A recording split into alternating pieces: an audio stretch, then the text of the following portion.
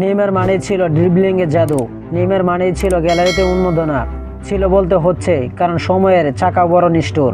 Europe মাতানো সেই Neymar এখন 33 বছরের বুড়ো।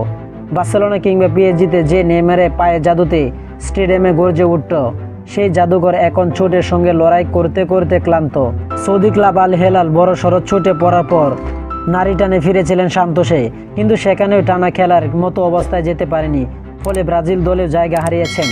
কিন্তু মরিয়া নেইমার 2026 বিশ্বকাপ খেলতে চান, আর সেই কারণে তার খেলার মধ্যে থাকা জরুরি।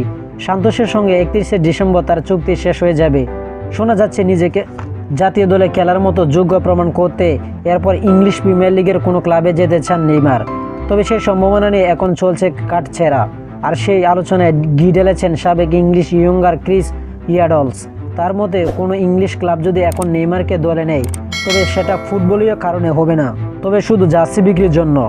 এটা অস্বীকার করার উপায় নেই, এখনও নেইমার মানে সামাজিক যোগাযোগ মাধ্যমে কোটি কোটি লাইক ও ভিউ। বাণিজ্যিকভাবে তার আবেদন এখনও তুঙ্গে, কিন্তু প্রিমিয়ার লিগের মতো দমছুট গতির ফুটবলে নেইমার কতটা খাপ খাবেন তা নিয়ে বড়সড় একটা প্রশ্নবোধক চিহ্ন ঝুলিয়ে দিয়েছেন ওয়াডল। তিনি স্পষ্ট বলেছেন, আমার মনে হয় না কোনো বড় ক্লাব তাকে নেবে। তার হাঁটুর গুরুতর চোট ছিল।